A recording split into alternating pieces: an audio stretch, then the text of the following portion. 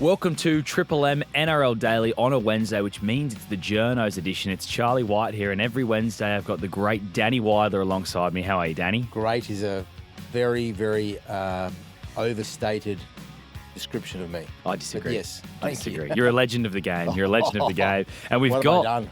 got your new rival, Danny, joining us today. The man who's taken over from Buzz Rothfield with the Sunday column, Adam Pengilly. How are you, Adam? Hey, Charlie. Hey, Danny. I'm good. Yeah, looking forward to getting stuck in. The season's underway and we're ready to go. Yeah. Are you two allowed to sit in the same room as each other? How does this work? Maybe I have to pretend to be Buzz. Is that you, Adam? Adam, shush, I've got a good shush for you. Spotted. I think Adam Pengelli. I think he's enjoying his retirement, Buzz. He's having a good time. Yeah. But big shoes to fill, obviously. How did it all come about? Well, can I tell a funny story first and foremost? I think you guys, I listen to your podcast. I used to listen to it all the time. I think you did a podcast towards the end of last year. It might have been just after the grand final. Adam Peacock was obsessed with replacements. Is that what you're going to get into? Yes. And you the late great Adam Peacock. And because Buzz initially said he was going to scale back and step down a little bit. Yeah. And I think you had a market who was going to replace Buzz. And you went through a list of people and their prices, like it was Michael Carianis and Brent Reed and Bulldog Richie, and then even Danny got a price quoted and Shamus.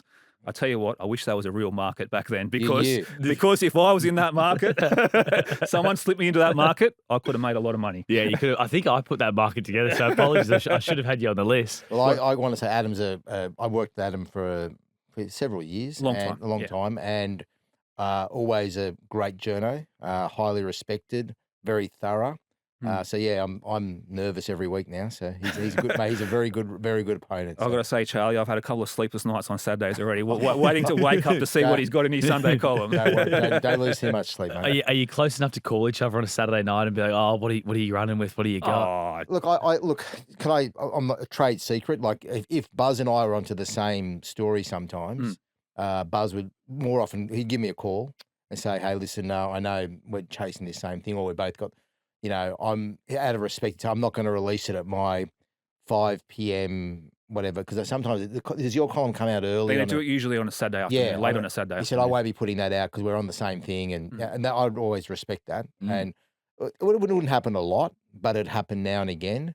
And I probably I think I've got a good enough relationship with Adam. If I had that similar situation, I could give him a call and vice versa. But we'll see what happens. But Buzz would do it occasionally. Yeah.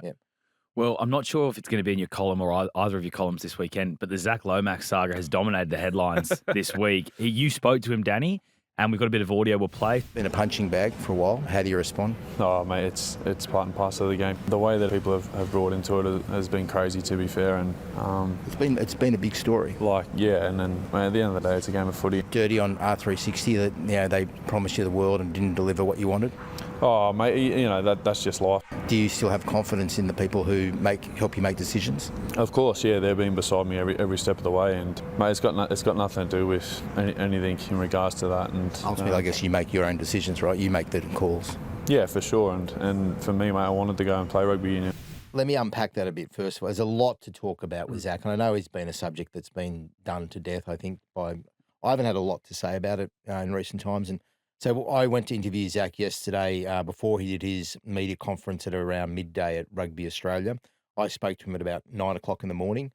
He hadn't been briefed that I was going to be there, I don't think. He was a bit surprised I was there. And off camera, we had we exchanged pleasantries, we had a chat, but he said, mate, I'm not going to talk about what's happened in the past. And I said, well, Zac, you're probably going to have to. And respectfully, he did. But I said, you're going to do a press conference in 3 hours' time where people are going to want answers.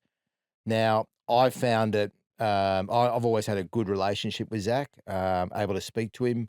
I found it really hard to get answers out of him. And I think that the same thing happened at his media conference later on, where I think there would have been the biggest rugby media conference I've seen for quite some time, where I'd estimate there would have been 15 journos or so, probably 3 with a league sort of background or more of a league bent. A lot of rugby journos there. And I think that he talked for 20 minutes or so, and really, I don't feel like I knew a lot more about what he really thinks or what really happened. But it goes, the Zac look, a lot of people want to get into the Zac issue, and the big thing is about breaking contracts. I asked him about that. He had no sort of qualms about what he's done. He said he's got to run out there, and he's the one who's got to strap on the boots, and he wasn't apologetic for any of that. His management have come under huge fire. I think even on the bye round, it was a pretty heavy go. Was it you or was it James Graham or both of you? Or? Yeah, I think both. I said I'd sack him if I was Zac. Yeah, and I basically put it straight on Zac about his management, and he said that he has no issue with them, and he said that ultimately he makes a decision. So you don't know look, I understand the anger towards the management, but you don't know what advice they were giving Zac in the background. You don't know whether they were saying, hey, you'd be mad to go to R360 because it's made up and there's nothing there and there's no guarantee. But whether Zac took that on board or not, well, we don't know. Obviously he didn't because he signed. He agreed. And his issues started there, didn't it? When we're talking about advice and all that sort of stuff. And then it just, he's broken a couple of other contracts. And I've been down this path before with players where, like for years, I used to hear people say about Coda Nasso, who I'm close with, and people don't like Coda. Say, oh, he's the one to blame for Sonny Bill's career. He's the one to blame for Anthony Munday. These blokes make their own decisions. And Zac said as much yesterday. Now, I've got to take it. That's one of the few things which he came out and cleared up. He cleared that up and he said that they're his decisions. Mm. Now, ultimately, he's got to walk in those shoes. He's got to walk down that path because a lot of people don't know what Steve Gillis or Clinton Shivkovsky look like. They're not the ones on the TV, are they? Zac Lomax is the one who walks down the street and people say, oh, he broke the contract or he went to R360. He's got to wear it. And I think at least he took responsibility for that. And the other takeout I had from it was there's been a big blow up about the statement he made about truly he's going to a truly international. Yeah. He is. I'm a leaguey, right?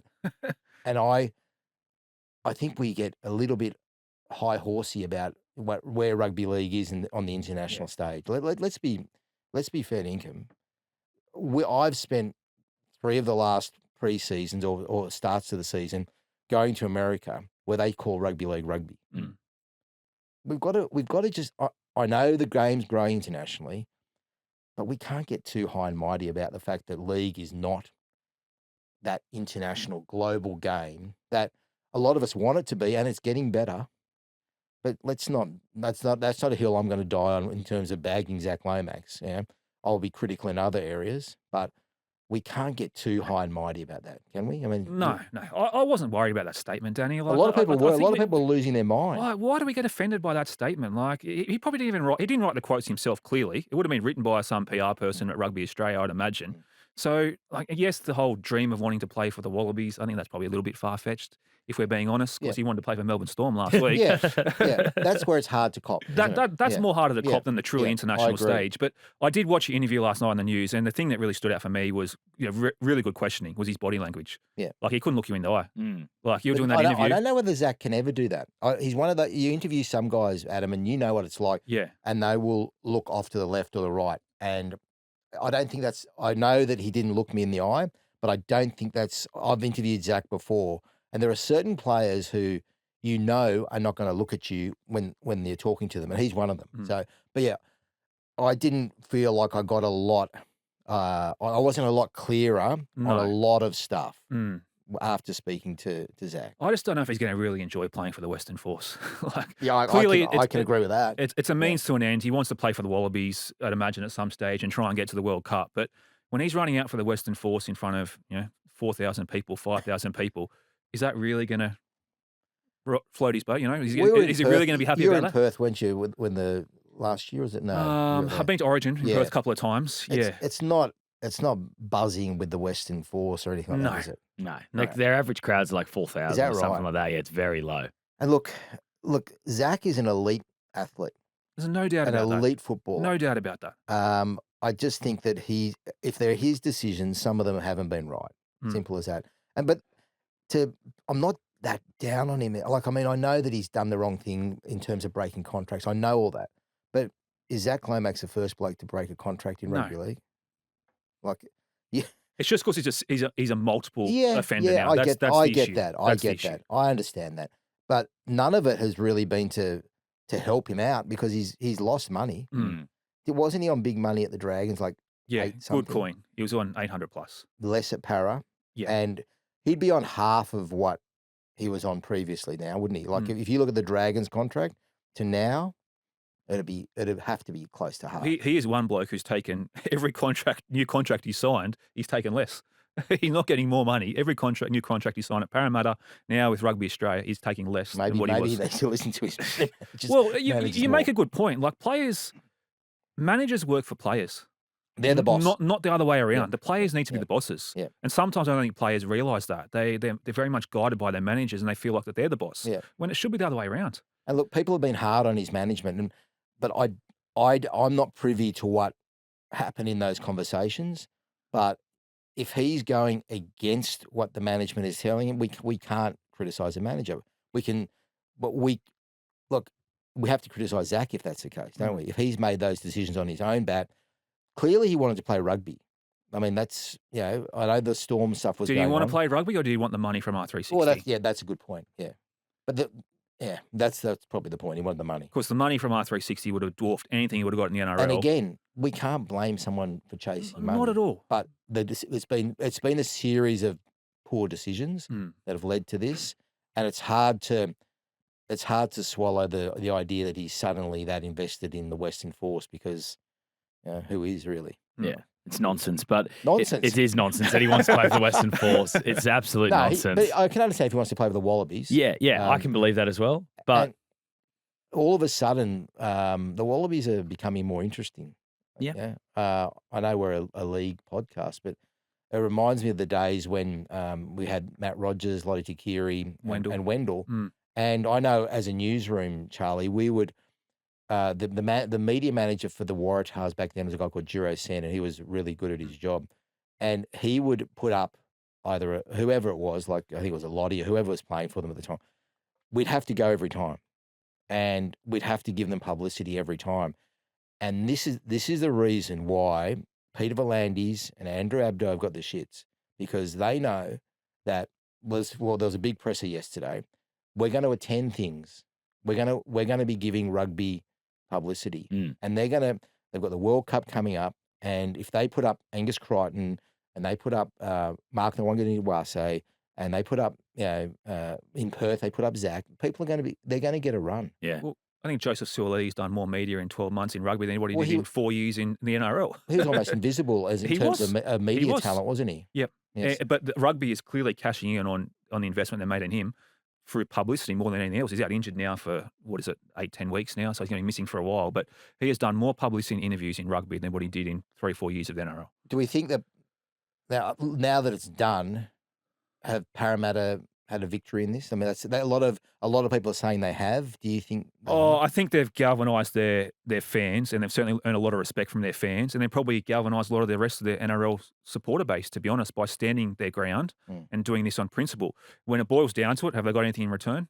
No. Well, they got Pezzett, don't they? They use the Zac money for Pezzett and for Brian Kelly. So that's something, I guess. But it remains to be seen how those two investments work out, right?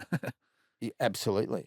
It is a shame though that he wants to play rugby league. Like he wanted to play for the Melbourne Storm, and we've lost him to the game of rugby league. And he's going to, like, you looked at the Western Force social media account, all their posts, 40, 50, 60 likes on their Instagram posts. Post Zac Lomax, 2,500 likes. I think there was 20,000 likes on that reel they post. Yeah. So the interest for the Western Force is increased massively. So it's a big loss for rugby league, and that home World Cup's going to be huge. Yeah, I think it's gonna have something. Like I covered rugby for a long time back in the day, and then I've lost total interest in it for 15 years. And I've just lost interest since I love the league guys being there. But I'm now going to have more than a passing glance at the World Cup. I'm going to be watching what they do, and particularly it's a home one. But I'm going to be like I tune in to watch league at the moment to watch Marky Mark play. I will not miss anything he does. I have to watch him. He's box office. I used to have to watch Benji Marshall. I have to watch Mark play. And, I don't know there's probably a handful of other players who I want to watch, and he's one of like he's now changed. He's gone. Don't forget Joey Manu's not in league. That's another one. So I know we replace players. I know all that. I know that rhetoric, but there's still losses to the game. Definitely. They're big losses. On the final frontier of Union, just quickly before we leave, there's a chance Zac Lomax doesn't even make the Wallabies. Big chance. Like their team's stacked. They got a guy called Max Jorgensen who's considered one of the great wingers Future in the game. Rooster. Roosters really went hard at him, didn't they, Dan? Future Rooster. Roosters went hard for him though, didn't they? Oh yeah. Well, he was training with them, so he done stuff.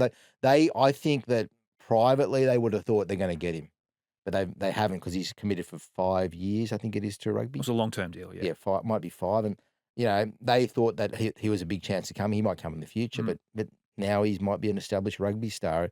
Yeah, so it's I don't know whether you reckon Jorgensen would make it in league? Probably, wouldn't he? Yeah. I'm sure he would. He's an athlete. But I don't know whether Zac's going to be able to get past Jorgensen. Yeah. Or Marky Mark. Exactly. And then Angus Crichton's going to be in the centres, you imagine. They got Suwali in the centres as well. And then Tom Wright at the back is considered a really good player. So you talk to people who've coached Zac and who understand Zac's game, and they say that he's obvious. We see the talent in the air. We see he's a great kicker, a goal kicker. But he hasn't got the same speed of a Jorgensen. Which is where he's going to, that might let him down a little bit. He hasn't got the same skill set of a Marky Mark. So he's coming from a bit behind in those areas. So he's going to have to improve. And I know that clubs have worked hard on his skills and his catch and pass and all that sort of thing. But he was picked on the wing, obviously, for a reason, because he's a great winger. And maybe he wasn't able to use his skills in the other positions. Now, surprise, surprise, boys, it's only round 2. And we're already talking about the West Tigers board. What is going on, Adam? Over to you, Adam. This Charlie, is one of your specials. Yeah, off-field stuff at the West Tigers. First of all, I will say I feel sorry for Benji Marshall because he's trying his absolute best to get that club and that squad to improve. Did you hear that? I did. What did you think? I thought it was fascinating. Did you hear absolutely that, Charlie? fascinating? Yeah, I did. What do you reckon the reasoning was behind releasing that? Just to try and get a bit more perspective, hope? Yeah, and show that they're serious. Yeah. So, I mean, well, we're not going down the tails of Tiger Town. No. Are we going back to that? No, we'll leave that, I think, today. That still scars Madge. Well, of course. That was so damaging for him. I hope we're not going to see that from Benji, but it's nice to get a look at this level of seriousness. And I guess because it's been such a shit show over the summer, we need something positive, don't we? Yeah. So anyway, Charlie, just the background of this story. We know what happened over summer. The Holman Barnes Group, which are the majority owners of the West Tigers, they sacked the entire West Tigers board, including Chairman Barry O'Farrell. I think Peter Volandis stepped in and said, what the hell is going on? You need to take some of these directors back. So Barry O'Farrell returned to the board with a couple of the other independents. Lo and behold, the Holman Barnes Group and the West Ashfield Club have got an AGM on next week, and some of the proposals are to give themselves fairly significant pay rises in their honorariums. I understand that they also run a very big licensed club, and that club's performing relatively well, but it's a bad look. It's a terrible look. I tried to put some questions to Dennis Burgess, the chairman, last week. How'd you go with that? Didn't return phone calls, Danny. I don't think he's big on returning calls, is he? Dennis? No. I also tried to call Dan Patton, who's the new CEO of West Ashfield there, has a fairly influential sway. How'd you go with that? No good. And then I got a phone call back from someone who said he's doing a bit of PR and crisis management for the Holman Barnes Group, and I spoke to them. How'd they go? Yeah, well, they provided me with a statement, which I ran in full in my little column on the weekend. But listen, whether fans are really, really invested in what goes on off the field, I don't know. But clearly they are, because there was a massive march in the off-season with fans protesting against the Holman Barnes Group. And it's just not a good look. I don't care which way you spin it. It's not a good look. I think the Tigers fans hate the Holman Barnes Group more than they even hate Journos. Is that possible? That's a statement. Is that possible, Danny? Well, now that we don't have Chammy around, Yeah. we might get they might start to soften a little bit. Yeah. But they hate me too, so. Yeah, anyway, so I think, listen, there'll be more to come out, I think, with the Holman Barnes Group. They've just got to get themselves sorted. And I just hope for Benji's sake he can sort of quarantine his playing squad and staff away from all the dramas going on off the field, because People will say, why are you writing about this stuff? But it's newsworthy. Of course it is, It's newsworthy. What's going on with the majority owners of the West Tigers? It's more West Tigers gibber. It is. It is. Charlie, how often do you give yourself a pay rise? You're a boss. Oh, it's every minute of every day I try and get a pay Well, rise. but I'm saying, you don't get pay rise. Everyone would love to get a pay rise. Just Pay give rises are few and far between. And look, they might be doing really well financially. I don't know if that's. I think the club's performing relatively well. The licensed club. Is that what they base it on, maybe, rather than but everything else that's going on out there? How much money have they spent, wasted on the West Tigers in the last 12, 18 months alone? I can't tell you. You think of the payouts they've had to leverage for guys like Shane Richardson, obviously, all the dramas with the board. Sheensy was a couple of years ago. And there's legal stuff around that too, the amount of money that they would have spent and wasted is just ridiculous. Yeah, I can't. I'm not arguing with you. I'm just saying that it's more gibber. And that's maybe why Benji's releasing videos like he is, to show the fans, the ones who couldn't cop anything with the Holman Barnes group over the summer, showing that, okay, well, we got a football team here, and they might have a football team, and he's showing them, he's tough, he's invested, all that sort of stuff. So I was happy to see it. I'm just hoping we're not going to see another. Well, there was a great line from Benji where he was talking about, I think he was addressing the team before the preseason. It was, who cares if this is hard? It's going to be hard. Who cares if it is? And I'm starting to drink the Benji coaching Kool-Aid. I'm drinking it, boys. So you're happy that he got the extension for 100 years or whatever you got? I wouldn't have done that during the offseason. That was bizarre, wasn't it? Bizarre. Yeah. You know what it was? Great management. Oh, it's fantastic management. He saw a crisis, jumped in with both feet and said, hang on, players are talking about leaving. Benji could leave. We better, they need a good news story. He cashed in beautifully. Yeah. Good on Very Benji. smart. Very smart. But the fact is, no one was trying to sign Benji. Of course not. And that's not disrespectful to him. He'd know that. But it was excellent management. Like some of the best, if we're bagging Zac's situation and having people want to have a crack at that, give praise to Matt Desir. Is it Matt Desir? Yeah, he's his manager. Yeah. To do that was fabulous management. Really smart. The players clearly love him, though. They do. He speaks to guys like Jerome Luai, and Danny, you can speak to this. He idolised Benji as a kid, and he loves him as a coach. They are fully invested with Benji as their coach. They just need to get results.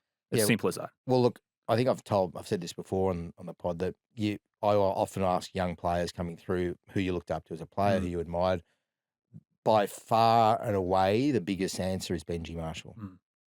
Players from the last couple of decades grew up watching Benji, watching that step, the flick pass. We don't give Benji enough credit for the way he changed the game. His ability to, that magical step and the flick pass and all that.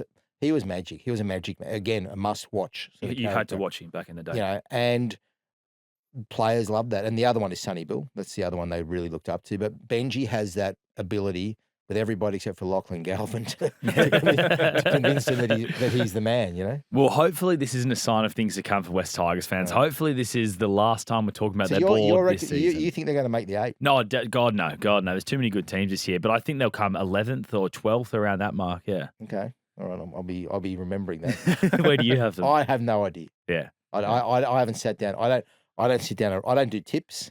Right. Don't you write down your 8 at the start of the season? No, please. No.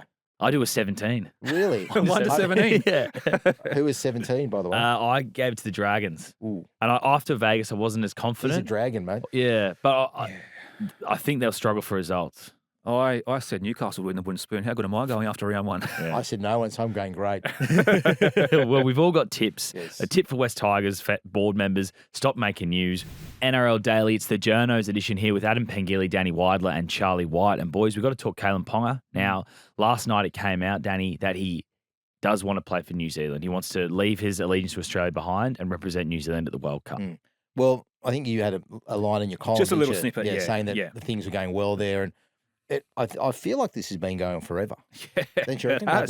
We've just been I feel like it's a matter of waiting for Kalyn to be a Kiwi. Because, remember all the drama with the Australian side and did he not tell Mal from memory? No, he didn't. Yeah. And just made himself unavailable and didn't ring Mal. It was the back end of 2024. Yeah, and I actually wrote something about it at the time, and Mal was really pissed off.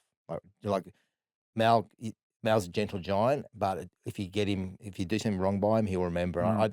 I think he was really annoyed by what Ponga did, and Yeah, if he wants to play for New Zealand, I've got no drama with it. Him going to New Zealand. No issue at all. Like the state of origin eligibility rules have changed, which allows him to now play for New Zealand. He's had no desire to play for Australia for years and years and years. That's been quite obvious. But he's very strong on his Māori heritage and he wants to play for New Zealand, and now he gets the chance. And we talk about strengthening international rugby league. Well, it's only going to make the Kiwis better. Yeah. And look, how long did he live in? I think he lived in New Zealand for 5 or so years. Yeah. Is that right? Yeah. It's not a hell of a long time, but I think there's more family heritage. And I respect people if they want to acknowledge their heritage and play to that. That's fine. And I also want to give Kalyn a bit of a rap. He's a mysterious sort of character, Ponga, unless you're Brent Reed and part of his family. But in Vegas, he was really accessible. Was he? Okay. Yeah, look, which I wasn't sure that he would be, but he went out of his way to be like all the players are great, to be honest. But with Kalyn, I didn't know exactly how he'd respond to everything and being part of that whole build-up, but he was great. And like at one point, we were at the fan day, I think it was, in Zouk nightclub. What was it called? Zouk? Yep, Zouk. You know the nightclubs better than me. Well, man, I was teetotal in Vegas. I for the forgot. most So recent trip. I know you've been to them in the past. Yeah. But and he was rushing off to go do something. I said, Kalyn, I need you for 1 second to do a look live for 9 years during the day. Stopped in his tracks. He said, mate, I know my responsibilities. Let's do it. Gave me an extra 2 minutes to. He had no reason to do it, but he knows his position, and I was actually I was impressed with the level of acknowledgement of media, and he did pretty much everything anybody wanted. So as did most of the players, but I wanted to congratulate Kalyn on that. I just watched his body language, Danny, after Newcastle won that first game against the Cowboys. Did you notice? Yeah, going off. I thought that was the most invested I've seen Kalyn Ponga in a Newcastle result. Something changed in a long time. Maybe Dylan Brown, he feels like he's got a partner in crime who can help him out there at Newcastle. I don't know. I don't know, but I was on that flight on the way home, and guess who was sitting next to each other in business? Dylan Brown and Kalyn Ponga. I said, thanks, boys. And as I was walking to the back of the plane, and they gave me a bit Did you turn left or right? Which way did you go? I was at the back, mate. They gave me, actually, funny story. I was on the plane with the Knights and the Bulldogs. And you know how people walk down the aisle and, I hope he's not going to. I was that guy on that plane, right? Yeah. And guess who got stuck next to me for 14 hours on the way back? Who?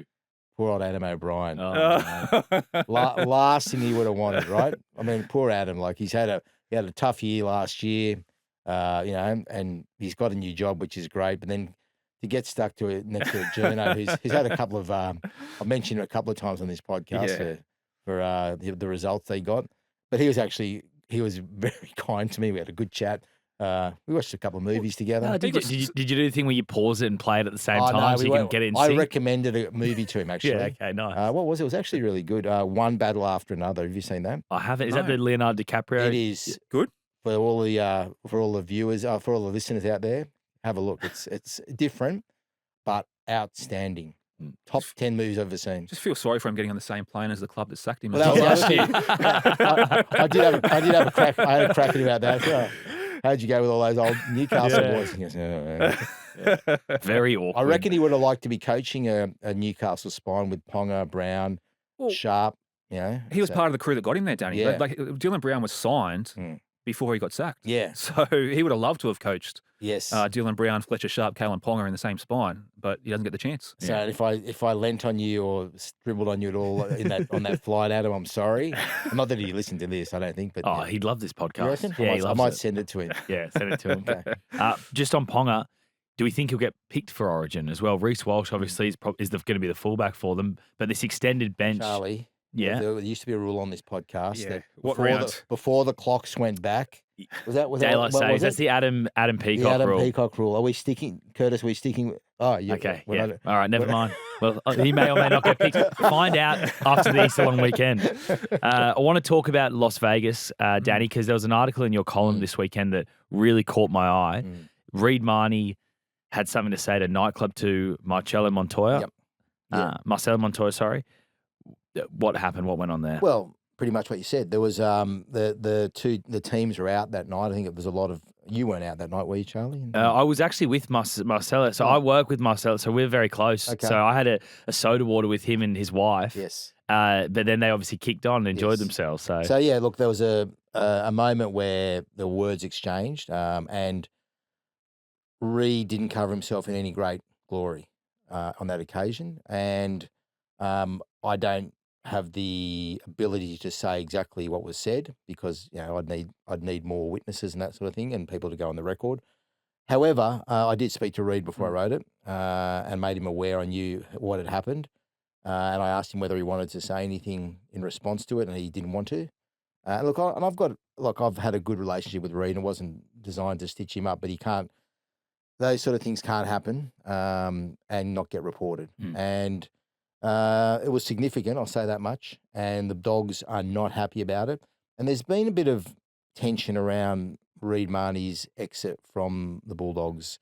And look, initially there was a lot of support for Reed, wasn't there? That he's the thought was he's a better player than Bailey Hayward, but I know that Cameron Ciraldo thinks Bailey Hayward is the player to take them forward. So there's not a lot of there was no concern about Reed going. Some of the players really liked him. I don't know where he stands with them now after this, but what it does set up for is a pretty juicy clash when they eventually play in a few weeks' time. So, and Reed's a fiery character I don't know him off the field that well. On the field, I've seen it. Well, it's my understanding a lot of the Bulldogs players don't like him and didn't like him even before this incident. Okay, well, I don't know that. Why is that? Is there a particular reason you think or not? I don't know why. I mean, I don't know Reed personally, so I don't know what he's like as a character around the group, but I think a lot of the players were pretty happy to see the back of him. Well, look, what I do know is they're not happy now. I do know that. And I also know that Bailey Hayward is a widely loved figure in that group, particularly up high, like the coaching staff. Like, he's considered, he's only young, Bailey, he's 23-ish. I could be wrong on that, but he's considered to be the best communicator in the Bulldogs. Wow. He's a brilliant communicator on the field. He's Stephen Crichton's their obvious leader, but Bailey Hayward has all of the qualities to be a leader as well in terms of communication and respect in a playing group. So this isn't a bash up on Reed. I'm just telling you what happened, and I'm telling you where it stands right now. And there's a bit of angst towards him from the Bulldogs. Do you think the thing with Reed Mahoney is, and the reason why I feel a little bit sorry for him is because you got to remember when the Bulldogs were at absolute rock bottom 4 or 5 years ago, it was Matt Burton, Reed Mahoney, and the Fox, Josh Adokar, were the three big signings they had that started to turn that club around. And now he's been let go before the end of this next contract. I do have a little bit of sympathy for him in that respect. And I think there are still some people at that club who have a little bit of a soft spot for what he did for them. Say that, yeah. But it's an interesting story, Danny, what you reported. It's very interesting. There's a level of respect for Reed for what he did. And like he was a pioneer in terms of trying to turn the Bulldogs around. I did many a chat with him at the Bulldogs where I really enjoyed the passion how he talked about the club and how he said there's a line in the sand and we're not going to be bullied anymore. And he was the smallest bloke in the club. And a lot of the time he was leading with the aggression and everything on the field. So there's respect there. Like I mean, as a player, absolutely. I'm just saying right now, there's the feeling towards him has changed. And what Charlie said was interesting as well. If there was a wider dislike for him, I wasn't aware of that. But I do know that now there's a feeling that, they don't like what he did and said. Yeah. Let's talk about another sort of beef during the off-season. It's potentially the beef between Michael Maguire and Payne Haas. Well, that's what people are saying anyway. The Broncos obviously got humbled in round 1 against the Penrith Panthers. They lost the World Club Challenge, and the daggers have come out, haven't they, Adam? Is it not bizarre, Charlie, that like literally 3 games ago, the guy won a premiership. He won a grand final in his first season coaching that club. And yes, they were poor in the first half of the World Club Challenge. They were really poor, let's be honest. And they were poor against Penrith last week. But already he's under the pump and under the spotlight, Danny. It's crazy when you think about it. I don't know if we're ever going to get to the bottom of this Payne Haas story. Look, it's quite amazing that is he under more pressure all of a sudden than the Todd Paytons of the world? Surely not. You can't be. But that's can't be. No, but some of your colleagues, Adam, on some of the shows that are out there that I can't watch on my TV. Do you want to fill us in on that? No, I'm just saying, like, aren't they? Isn't Madge copying it on there already? Yeah, there is certainly a lot of people questioning his methods and whether they're suited to long-term success. But I don't think they are. I think we've come to the realization. But is there anything wrong with that though? No, I think we've come to the realization that Madge is a Mr. Fix-It. He's the drought breaker. Yeah. He can get a team. He beat Australia 30-0 with the Kiwis. He did the Blues. He's won comps all over the world. What he did with the Broncos, he was incredible. Like, yes, he had Reece Walsh on an incredible streak, all of that. But, I think we just have to realise that Madge is a good short-term coach. And that's fine. And I don't think, if you can acknowledge that, and is he everybody's cup of tea? Clearly not. No. Does he train his teams hard? Yes. Is he alone? No. Like, teams have to. The Broncos widely acknowledge that the reason they won was because they were fit and they could do things at the end. They were the comeback kids, and I think Nathan Cleary said on pod on Hello Sport last week. Did you ever listen to that? I did. Are you talking about him watching 360? That line? No, in the back. No. He said he doesn't watch a lot of that content. No, but what he did say was about Madge, and he said when they were playing against the Broncos, he said for the first time in their reign, Yeah, I heard that. Yeah. he noticed that The team was coming to get him. and they weren't as fit as the other team. Yeah. Now, That's telling. That's a really if telling I'm comment. Michael Maguire, I'm putting that up in headlights. Like, I know he doesn't listen to a lot of media or do it, but that is a comment that endorses everything that Madge did last year. And will they go well this year? I don't know. I don't know whether they're over him or not. I need to do more digging on that as do you, I'm sure. Yeah. But there's something there with Payne. We'll eventually get to the bottom of it. But yeah, I think that you've just got to understand that's what Maguire is. I don't know if they're going to renew him or they're going to extend him. But if he doesn't, like, surely there'd be another NRL club willing to pick him up. To win a You would comp? think to win a comp. Yeah. Like a team that's in that top 8 area that needs to go to another level, he's the type of guy you bring in. I wouldn't argue with that. But I don't know whether he's going to be there long term. Yeah. I don't think we're going to see Michael Maguire there in 5 years, are we? Yeah, probably not. I think Jimmy Graham was asked this question on Sunday, and he said that he won't be there in 5 years. And because Michael Maguire isn't that style of person that would want to be there for 5 years. And it probably goes to show the magnitude of how great a player Payne Haas is, that all this noise has been created when you lose a guy like Payne Haas. And it's so rare for a premiership team to lose their star front row, but also for the Brisbane Broncos to lose a player that they want to hold on to, because they don't normally lose players of this magnitude. They don't. And he's not going for more money. It's not as if he's going for a massive pay rise, a little bit there's more. more money. Yeah. There's more money. Yeah. But look, with Payne as well, I don't buy the reason that he doesn't. The training methods are a reason, because Payne Haas is sort of bloke who'll, on his days off, he'll be training. His level of fitness is incredible. So I don't think that is the reason why. But it's not just the training, it's the stuff outside of the training session. So Payne Haas is a physical freak. He loves training, but he might not love getting the 10 p.m. text from Madge about something Madge has thought of. Does that happen, though? Well, Madge is a very communicative coach who is constantly hitting his players up, keeping tabs on them. I mean, there's so many stories about stuff he did during the South days, keeping tabs on Sam Burgess, and there was a whisper back in the day about the private investigator or something along that lines that he did use on I'm learning things. I need on Burgess to keep an eye on Can you him. tell us more about that? That's more of a whisper. That's But just do you think his previous experience at South is going to mould how he coaches this year? Because remember when they won that comp in 2014, the amount of sacrifice those guys put into winning that comp. And I think Madge, the next year, came back, and I heard a story saying that he told someone, he said, listen, these guys last year were eating salad.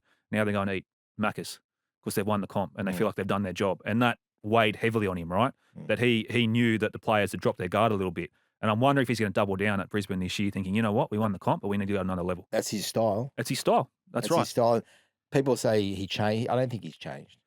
I think he knows one way, and that's foot to the floor, accelerate, go And hard, don't stop. boys, and don't stop. We're running through walls until the car blows up. Yeah. You spoke about your TV. Is it Yes. broken, Danny? I've got a broken TV, yes. What's going on here, mate? How's this happened? Charlie, as you get to know me, you'll come to know that technology is not my friend. Yeah. And my TV is now refusing to accept internet. So I can watch free-to-air, which is good. I can watch Channel 9, still the one, Yeah.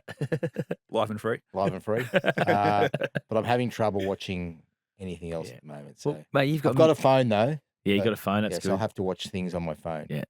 including 360, if that's what you want me to say. Yeah, 360 is a great show. I do love 360. What- I also love the what's your- Agenda Setters on What's Channel your 7. tie-up with 360? No, I'm more of a 7-man these days anyway. noticed. Because Channel 7. We've heard. I watch the agenda setters on a Monday. Now that's a cracking show. I'm happy there's another league show. I think the more league shows, the better. I mean, we're not the truly international game that everybody thinks we are, but we're a very strong domestic game, and yeah, more league shows are better. Was it a good show?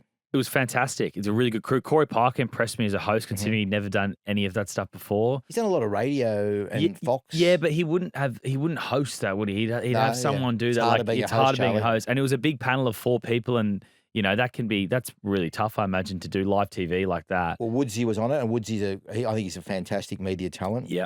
And I think that Luke Keary is really strong. Like I think I listened to him on your buy round the other day. He's got an opinion, which is nice. Yeah. And Ricchio's the other. Is that Ricchio? Yeah. But I'll have to try and get my head around it. Can I watch that on replay or something? Of course you can. 7+ app. It's a fantastic Did you app. have to fly to Melbourne for it? Were you on it? No, I wasn't on it. It's about the only thing you're not on. Sun did sunrise Monday. So, but how do you go with the early mornings? He's a showboat man. He's a showboat man now. Oh, I love the early mornings, mate. Love the early mornings. Love do you really? Yeah, I don't mind early morning. Yeah. Aren't you doing that? What's that? I wake up hard. Is that part of that? Yeah, program? That's part of it. Waking up early and doing sunrise. Yeah, exactly. But in all seriousness, 7 being interested in rugby league, it's great for the NRL because this TV rights negotiations coming up for 2028, and it's going to be a bidding war. It feels like, Danny. It feels like 7 are really interested in getting some rugby league.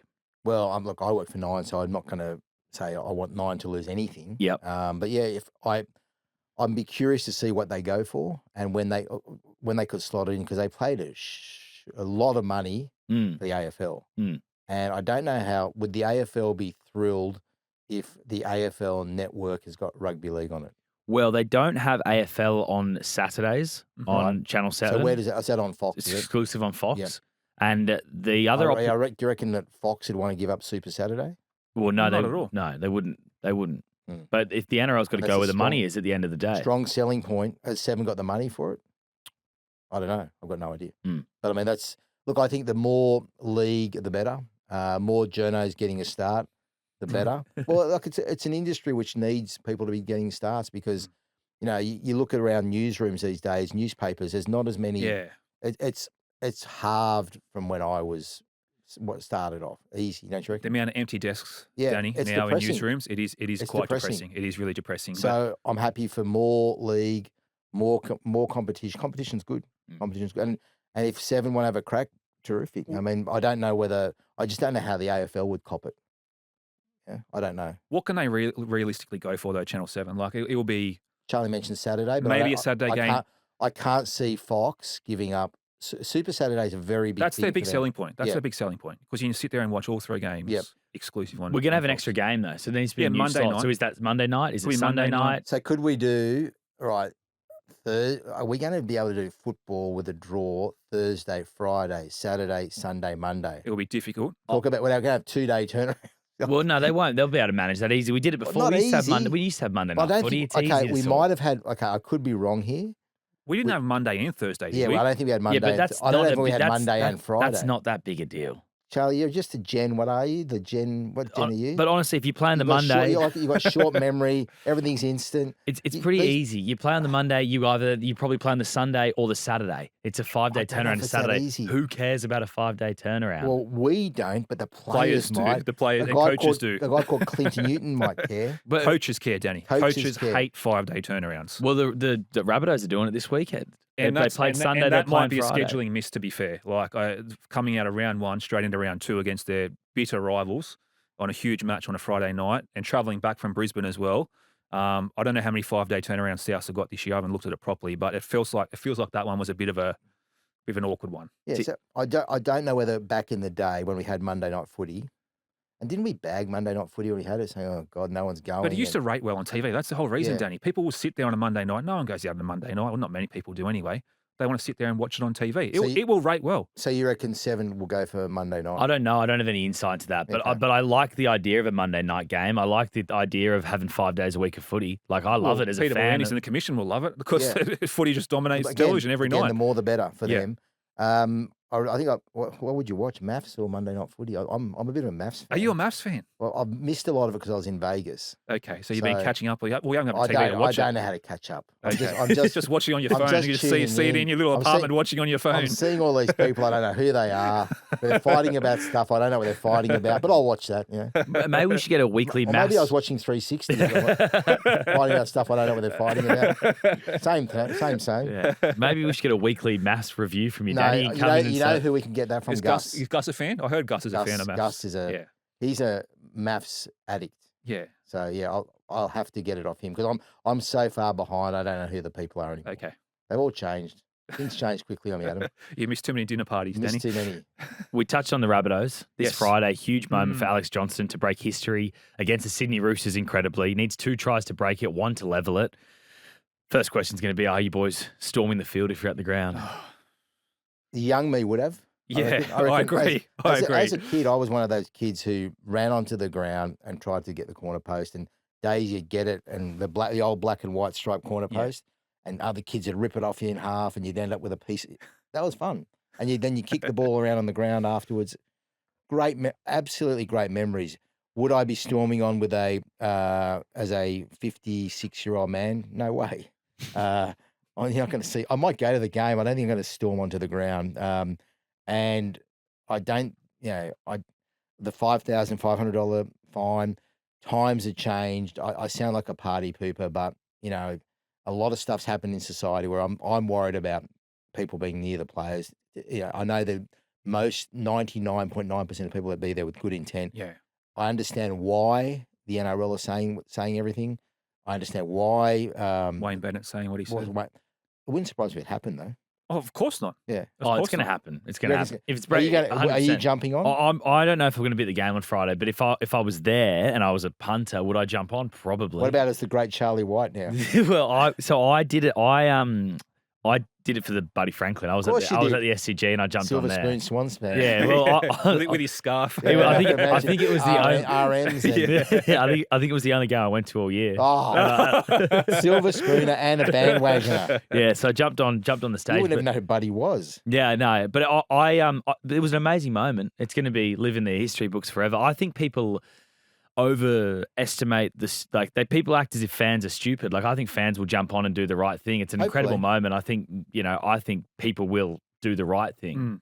From a broadcaster standpoint. Imagine how good it would be if, I don't know who'll be on the sideline, Danica Mason on a Friday runs on and interviews Alex just after he's broken that moment with all the fans around. It'd be incredible. It'd be great TV. They'd have to pad for 20 minutes as well because a lot of ads. You can put a lot of ads in. Mass promos because the game will get stopped for a while if that happens. Yeah, of course. And I think that's why Bennett doesn't want it. Because he wants the game to keep going and be continuous. Well, right? if Johnson has got 2 tries, Souths are probably going all right. You'd think so. Don't you reckon? Yeah. So Wayne would be thinking, we're going okay here. We don't. Can you imagine if the bunker gets involved? That is my biggest fear. That is my biggest fear. That'd be peak rugby league. That is my biggest fear. There's going to be 15,000 people on the field, and there's someone in the bunker still saying no. It's going to say no try. You got to give it. If you're the bunker, if it's in any doubt, you just got to give it. Tiny little knock on or a little obstruction or something like that. Mate, they'd find it too, wouldn't they? The bunker. The bunker won't miss it, Danny. They won't miss it. That would be the ultimate rugby league moment. The crowd run on. Bunker disallowed. Oh, wouldn't that be? That would be amazing. That'd be content. That'd be 1,000 podcasts for you right there, Yeah, exactly, mate. It's all about content. James Graham on your bike, he'd be losing his mind. Dobbo on your many other shows, he'd be losing. He'd be losing it. Yeah, definitely. I think Wayne Bennett's just worried about his bedtime. That's why he doesn't want it to go just pause for 20 minutes. He's ready to get home. I can relate to that. Great show, boys. Adam, it's been an absolute Thanks, pleasure Charlie. to have you in. It's good to fill in for the Chief Chamis just for a week. I spoke to him yesterday, just quickly. We've got a minute. Yeah, go. I hadn't spoken to him for a while. I hadn't spoken to him since it all went down. I wish I could say that. 5 or 6 weeks ago. And I rang him yesterday. We were chatting, and we're only chatting for 5 or 6 minutes. And you know how when you're calling someone and they say they've got another phone call coming through? Yeah. I've done it to people before. Yeah. And they say, oh, mate, I've got to go. I'll take this phone call. I'll call you straight back. Yeah. Well, guess what? He never called me back. That's typical. That's his life now. Chammy's that's the himself. Chief's life. He's up himself. Might have been Isaac Moses trying to shop him a player or something like that. I'm thinking it wasn't Isaac. Gus. Wasn't Gus. Got to get to the bottom of that one too. We do. Yeah, we need to get to the bottom of that. He's going to be both of us be writing about him in our columns. Can't wait to give it to him. Do we know anything on a coach? Any whispers on the coach? He's not saying much. I mean, originally I heard Willie Peters was right up there. I don't know if that's changed or not, but that was early mail. He had a lot of support. I think there was a reason he was in Vegas when you consider the two Super League teams that were playing. Brad Arthur's the other one, right? Well, they're very close, aren't they, Chammy and Brad Arthur? Very close. Very close. But Chammy he's telling everybody who'll listen that he doesn't make the decision. He's got to obey. He's got to have a large say. He's going to have influence over it. Well, I don't know if he does, but he's telling everybody it's not his call. That's the boss is like, oh, mate, I'd love to pick you, but it's just not my call, mate. It's just not my call. You've used that one a few people, yeah, Charlie. you and Giles got to ask him. Fantastic show, though. Great to have you and Adam. Great to have Charlie. you and Danny. We'll see you next Charlie. week. See ya.